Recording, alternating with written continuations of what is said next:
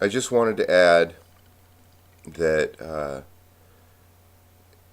in the view of religious or spiritual doctrines being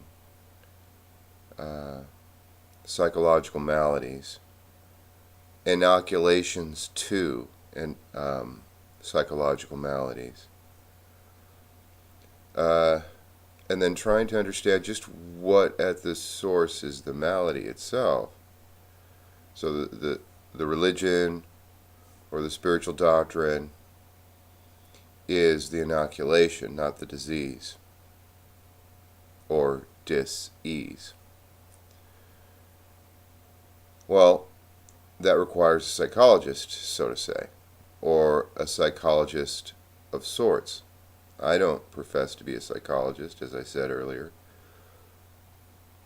It requires terms and phrases and skill and technique and trying to uncover such things.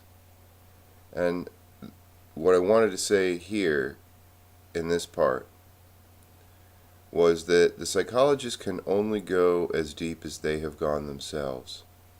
They can only uncover that which they have already uncovered themselves.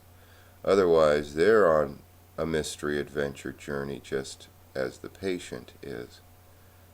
And the deconstructing of a religious doctrine is not to be taken lightly. Even Donald Trump has his religious doctrine. You can see it in all he does, all he says. And I find it really interesting, not how he individually does this, but how some celebrities, pick up the term and phrase of God and whatnot, what have you, and employ it at very specific moments to try to rationalize and justify their lives. And you can actually find when they do that they're having a huge onrush of a sense of self-empowerment.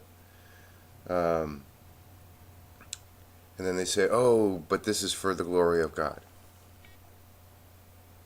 To try to keep themselves in check. Because too much power can drive a person crazy. But I still like that story about the insane asylum, where the doctors separate the patients into two groups, those that are insane and those that aren't. Those that are insane are those that do not take their treatment. Those that are not are the ones that do take their treatment. Those that take their treatment are not insane because they have admitted they got a problem.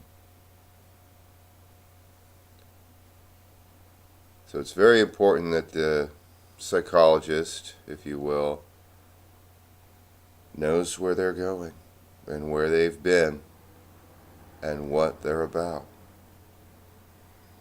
Otherwise, their terms and phrases and all their answers for whatever they have answers for, whatever excuses they use to try to say, oh, well, this is why my answer is the best. You got to realize some of them are completely blind. And you might actually see that their spouses want them that way.